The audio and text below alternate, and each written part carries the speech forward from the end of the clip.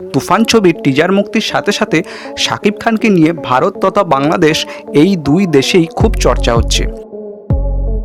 সবার মুখে এখন একটাই নাম, শাকিব খান। জনপ্রিয় অভিনেত্রীরা সবাই চাইছেন শাকিব খানের সাথে সিনেমা করতে। এরই মাঝে শ্রাবন্তী শাকিব খানকে নিয়ে একটা বিস্ফোরক কথা বলে দিয়েছেন।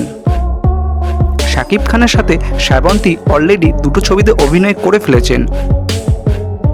তিনি যে শাকিব খানকে মনে প্রাণে খুবই পছন্দ করেন সেটা সবাই জানে, এবং তাদের দুজনের মধ্যে যে একটা ভালো মিষ্টি বন্ধুত্ব আছে সেটা দুজনেই স্বীকার করেছেন।